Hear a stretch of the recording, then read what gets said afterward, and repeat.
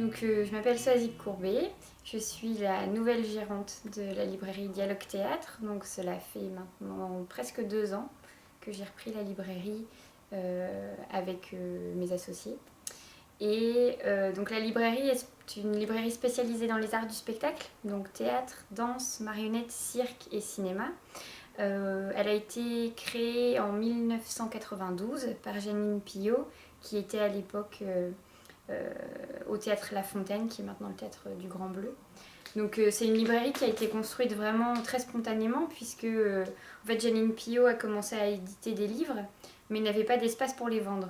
Et donc un livre en appelle un autre, et au fur et à mesure elle s'est retrouvée avec un stock qui demandait un lieu, et donc c'est comme ça que Dialogue Théâtre est né, qui est depuis toujours en fait lié à cette maison d'édition qui sont les éditions La Fontaine. Pardon. Et donc on est venu s'installer ici rue de la Clé, il doit y avoir une quinzaine d'années je pense. Et ce qui est très sympathique, c'est qu'on a un espace de vente qui est assez petit, donc qui fait assez cosy, mais on a également une cave qui permet d'accueillir nos événements, ce qui est un vrai plus en fait sur la métropole, d'avoir sa propre salle. Après c'est vrai que c'est une librairie qui est plus spécialisée en théâtre parce que malheureusement ou heureusement c'est le thème qui va être le plus représenté dans les livres. Donc pièces de théâtre, comme vous voyez derrière, ou théorie du théâtre, pratique du théâtre, théâtre pour la jeunesse, on va avoir tout ce genre de livres.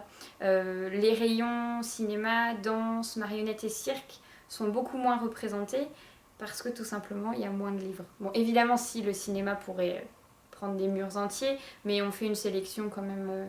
À la base, on trouve des choses plus pointues, on va dire, à la librairie. On peut également trouver du maquillage professionnel, grimace et criolant, des DVD qui sont en fait des captations des spectacles. Après des revues, puis des petites choses plus sympathiques ou enfin voilà un peu plus drôles autour des arts du spectacle en général.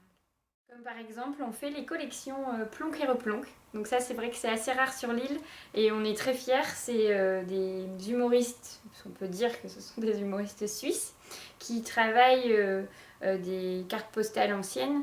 Donc il y a un petit côté mise en scène, en fait. Et c'est vrai que ça nous fait bien plaisir d'entendre les clients s'esclaffer devant des cartes postales ou des autocollants, ou enfin ce genre de choses.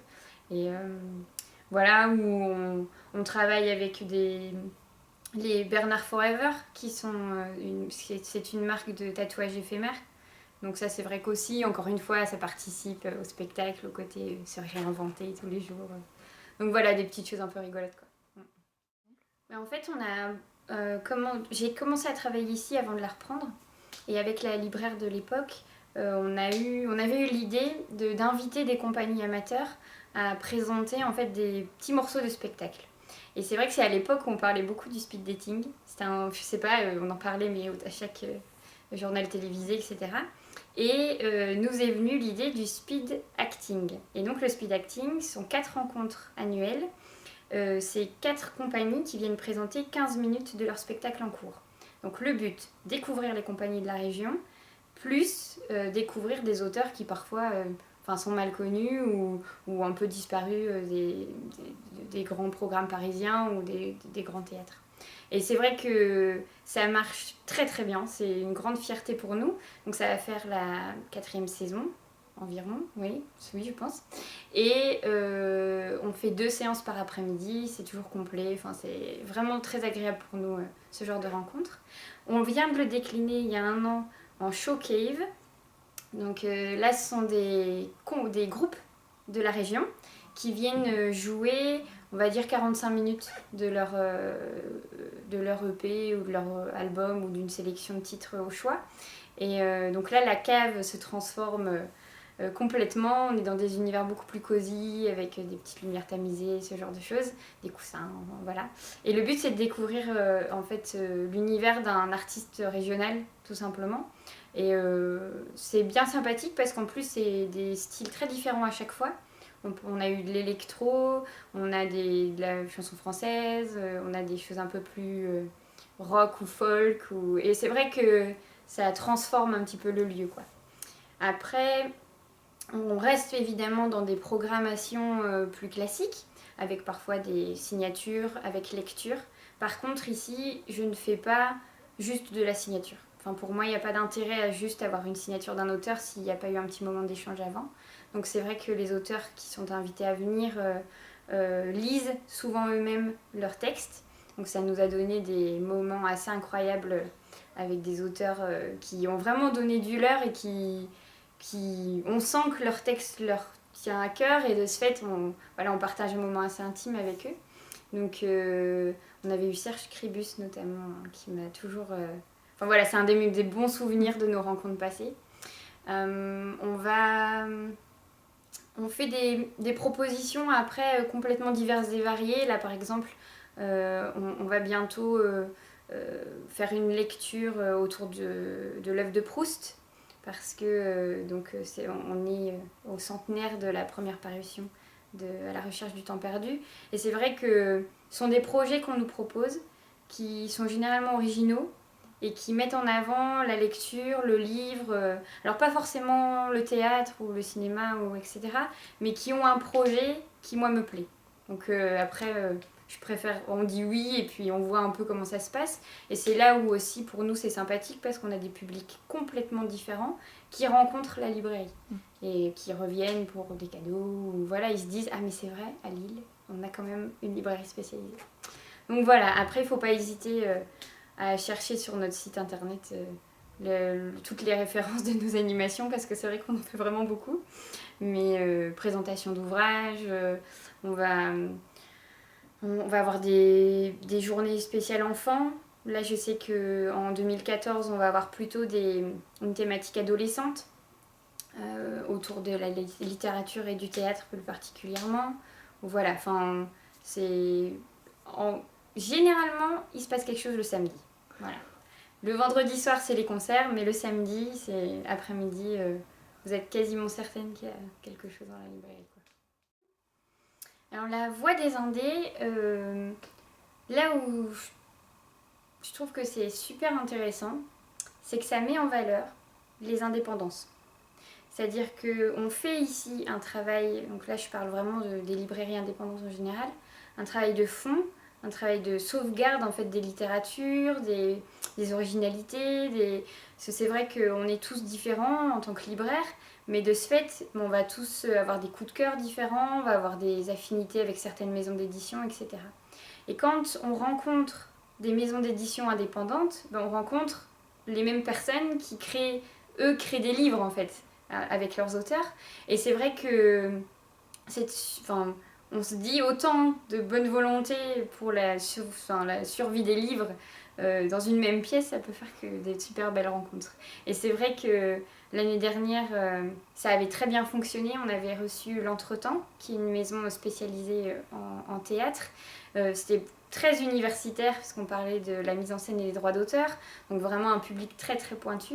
Mais de ce fait, on a eu droit à une auteure, Sophie Proust, calée, des intervenants qui savaient de quoi ils parlaient, et ça amène le débat vraiment encore plus loin. Bon, certes, on retrouve ces qualités chez d'autres éditeurs, il n'y a pas de raison. Mais là, pour nous, en spécialité théâtre, c'est vrai que c'est nous donner accès à des éditeurs qui sont parfois loin, c'est les mettre en avant pour une journée, étaler leur catalogue, présenter et expliquer un peu aux gens quelle est leur ligne éditoriale. Et eux, c'est de rencontrer des gens comme moi qui travaillent juste avec eux au quotidien, quoi. Et donc c'est vrai que nous, cette année, avec les éditions La Fontaine ou les éditions théâtrales, c'est mettre encore un petit point sur des éditions que les gens ne connaissent peut-être pas toujours. Donc je trouve que c'est là l'intérêt. Amener des gens à se rencontrer parce qu'on est deux passionnés, deux veines passionnées. C'est donc la deuxième année où l'on participe. Et cette année, nous avons 2 événements. Donc je suis assez contente des 2 événements qui sont très différents l'un et l'autre, mais qui, je pense, vont apporter un peu de nouveauté dans nos animations. Donc la première, c'est les 25 ans de notre maison d'édition. Donc là, on l'a joué un petit peu personnel, mais c'est vrai que voilà, notre maison d'édition a 25 ans cette année et on en profite pour organiser un petit florilège de tous nos textes. Donc on va inviter des auteurs récents, donc qui ont vraiment publié là en octobre ou même en novembre leurs textes, donc pièces de théâtre évidemment. Mais on sait déjà que pas mal d'auteurs de notre catalogue souhaitent être présents, lire un petit bout, parler avec les autres, partager un goûter, grande spécialité de la maison, des goûters. C'est-à-dire que les rencontres se font généralement autour de 16 heures, donc on organise un goûter. Ça paraît marrant, mais c'est normal, on a tous faim entre 16 et 17 heures. Donc cette rencontre, ce sera le 9 novembre, entre 15 heures et 20 heures, je pense. Et ça va vraiment être assez spontané, des lectures de textes, mais autour de notre catalogue, donc des éditions La Fontaine. En fait, les éditions La Fontaine, donc alors, petit catalogue, c'est une maison d'édition qui a maintenant 110, 120 titres à son actif. Elle est spécialisée en théâtre, jeunesse et adulte. Donc, c'est-à-dire qu'on va avoir une collection jeunesse qui s'appelle Jeune en Jeu, qui a été créée il y a maintenant presque 2 ans et qui met en avant des textes qui sont édités pour que les jeunes jouent. Donc, on va à chaque fois trouver des rôles adaptés en fait à des ados ou à des plus jeunes. Donc là, notamment, en décembre, on va en publier 2 qui sont des contes adaptés pour les tout petits, que le vilain petit canard et les mains chaudes, et pour les plus grands, Notification en attente, qui vont trouver leur public assez facilement, je pense, parce que les gens sont vraiment en demande de textes plus faciles à adapter avec les enfants.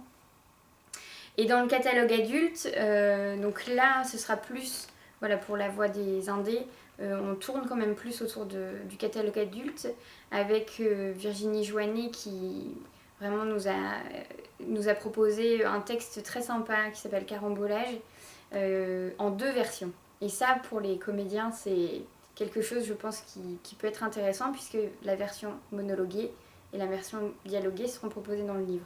Ce qui permet une sorte de liberté dans l'adaptation scénique. Et après, on a... donc là, c'est plus des destins de femmes assez dramatiques et en même temps avec beaucoup d'humour, parce que ce sont des femmes qui reviennent sur leurs histoires. Une femme battue, ou une femme qui abandonne son mari pour son enfant. Enfin, des destins pas faciles, hein, mais qui sont pas tragiques pour autant. Enfin, on sent pas la détresse humaine non plus au fil de toutes les pages.